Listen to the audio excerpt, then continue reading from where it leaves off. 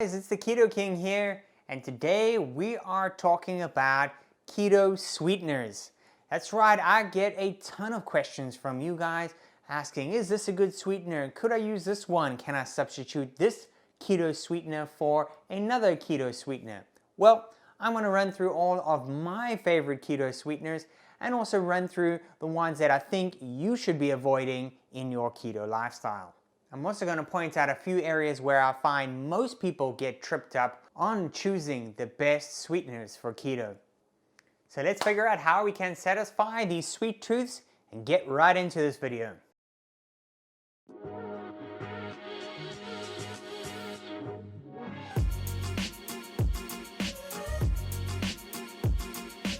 Alright, if you're too lazy to watch this whole video, I'm going to come right out and tell you what my #1 choice sweetener is. And that is, drumroll, erythritol. That's it right there. Now, erythritol is a sugar alcohol. Sugar alcohols generally taste a lot like regular table sugar, however they don't have the consequent glycemic and insulin effect on your body. So depending on which sugar alcohol you choose, they will have little to no insulin or glycemic effect on your body, which is perfect for us in a keto lifestyle. Why do I love erythritol so much? Well, firstly, because it can be used in a variety of keto recipes in substitution for sugar, such as baking or cooking. You can use erythritol. It's about 80% of the sweetness of sugar and contains just 0.2 calories per gram. So this is a great sugar alcohol for keto. The downsides to erythritol is that it doesn't dissolve as well as sugar, which is why I sometimes get powdered erythritol. If you can see, this one is the powdered form. If you don't have the powdered form, you can simply pop it in a blender, grind it up, and it ends up coming out powdered erythritol, which is fantastic. Of course, links to where you can get all of these sweeteners, or the ones at least that I'm recommending, are in the description box. My second choice sweetener is xylitol. Xylitol is another sugar alcohol. Now, xylitol is pretty similar to erythritol in the fact that it is quite close to table sugar itself in texture, in terms of taste.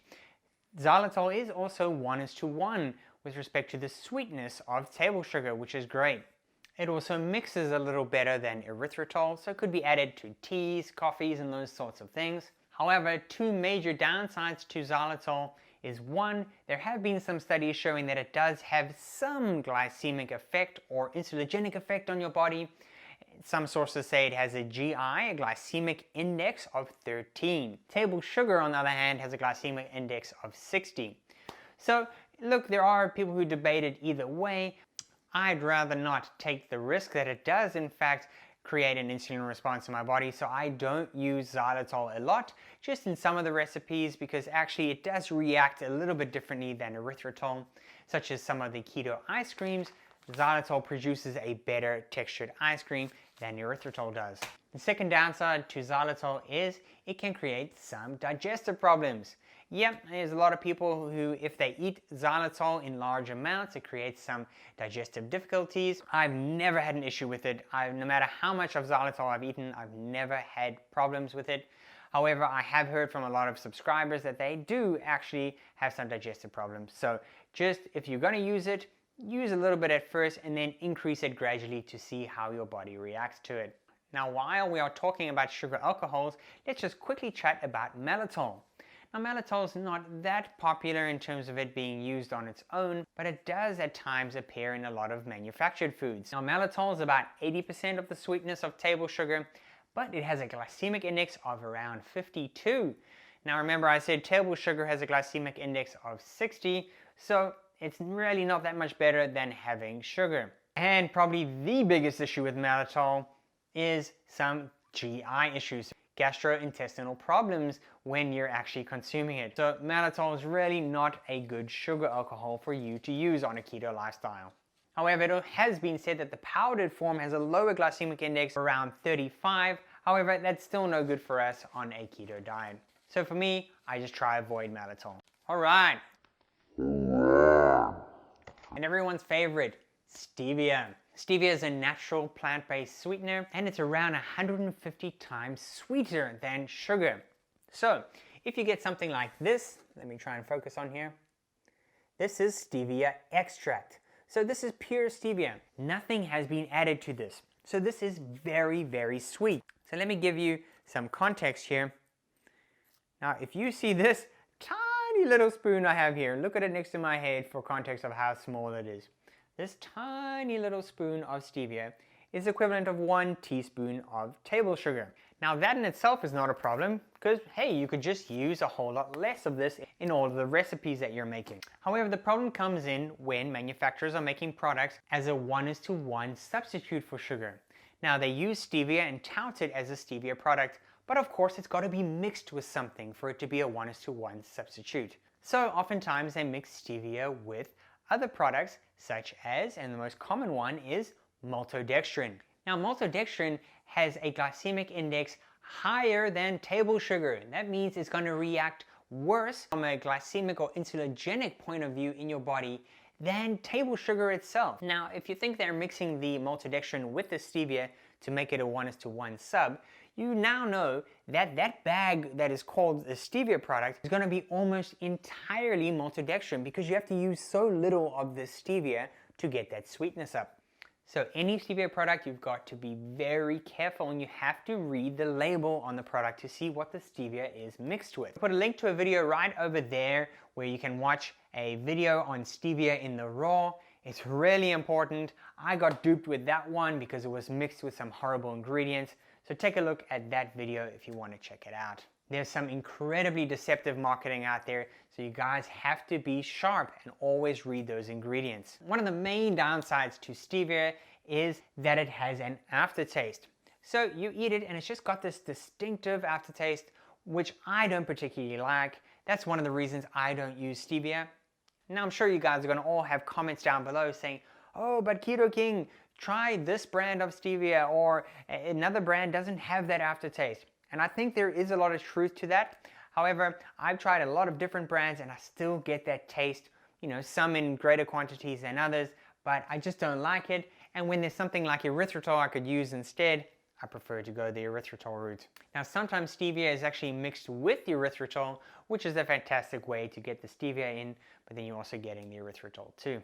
And the next sweetener that is popular on keto diets is monk fruit. A monk fruit sweetener is extracted from, you guessed it, monk fruit, which is a plant native to southern China. Monk fruit, like stevia, is 100 to 250 times sweeter than table sugar.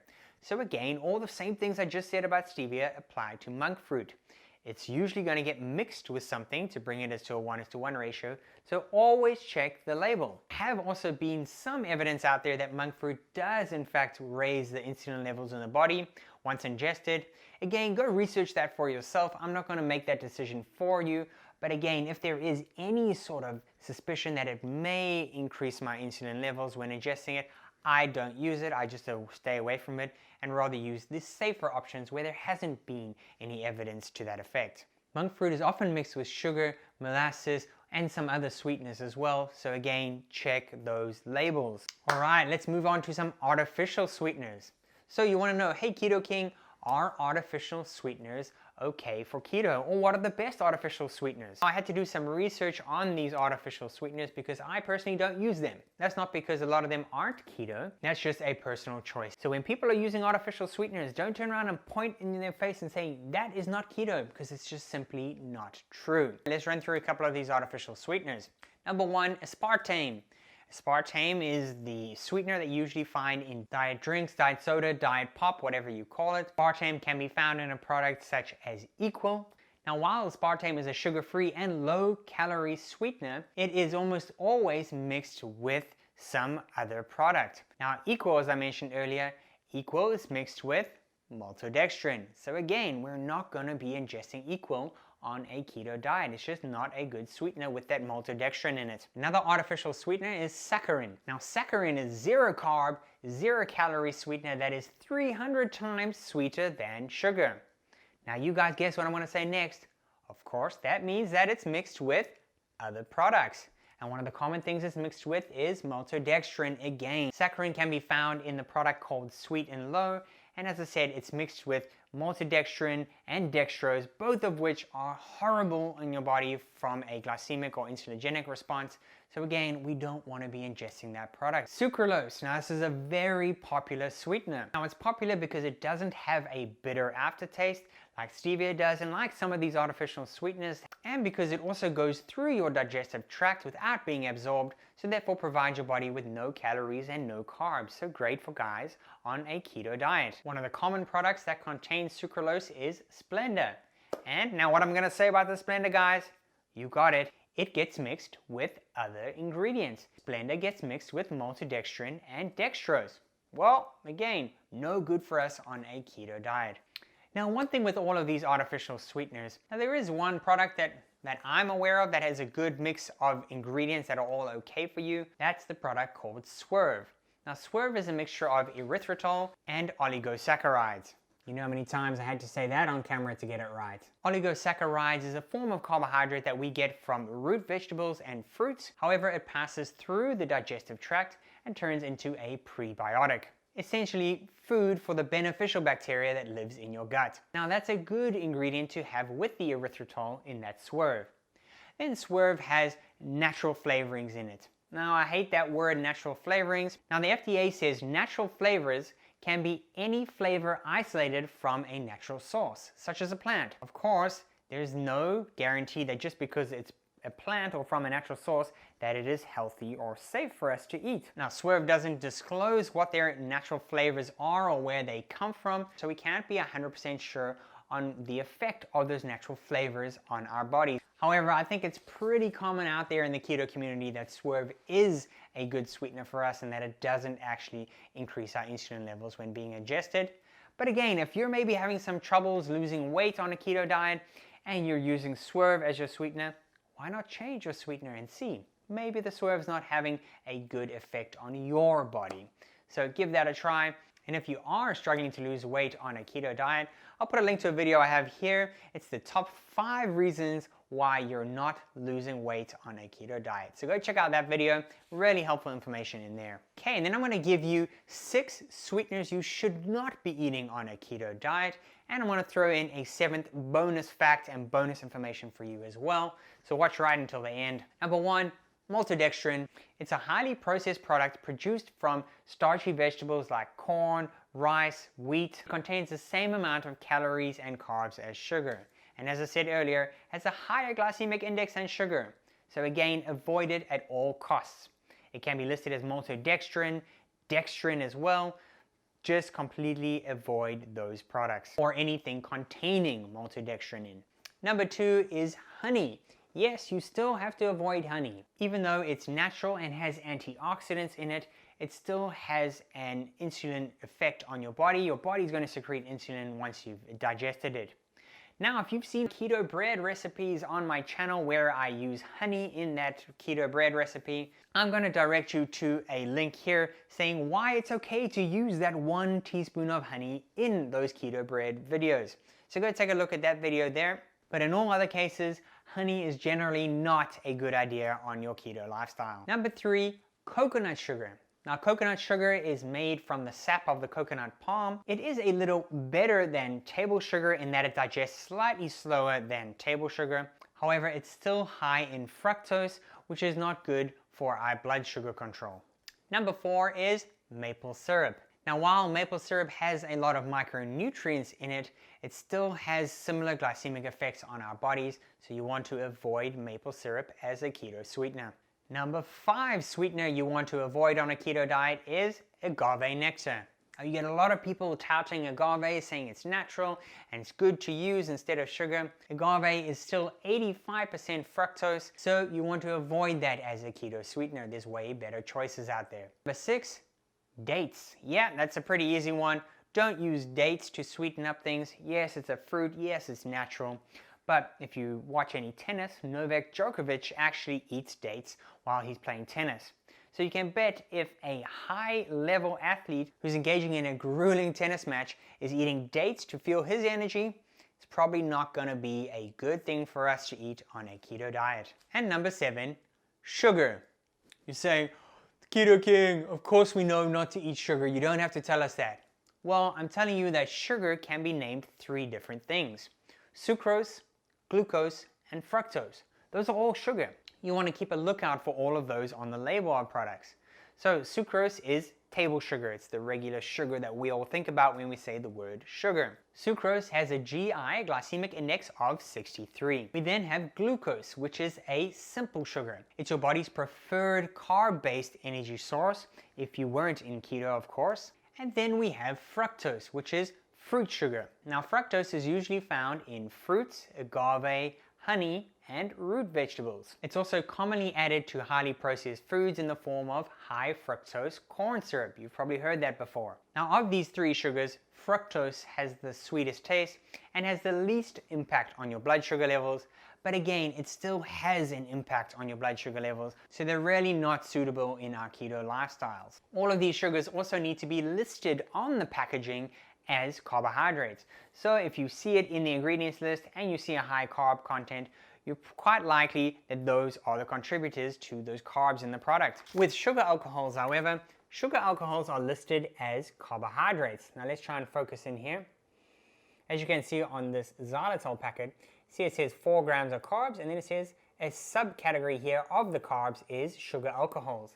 So it says 4 sugar alcohols. So when calculating net carbs, we take the total carbs, subtract the sugar alcohols, and subtract the fiber as well. And then we get the net carbohydrates, which is the carbohydrates that will have an effect on our blood sugar levels and of course our insulin response. If you want a little bit more info on how to calculate net carbs, what a net carb is, check out the video that I'll put a link to in the corner there and in the description box below. Links to all of the keto sweeteners mentioned in this video are contained in the description box below on Amazon, so go check it out there. I've put all those links nicely arranged in an Amazon shop for you so you can see where you can get these ingredients. Of course, I'm only going to link the keto products that I think are suitable for a keto lifestyle. Like this video if you found it helpful. If you received some value from it, smashing that thumbs up button shows me and the YouTube algorithms that you found this video helpful, so it really does help the channel. And of course, if you aren't already, subscribe to this channel so you don't miss new awesome keto uploads from me. And as always, keep it keto using the right keto sweeteners.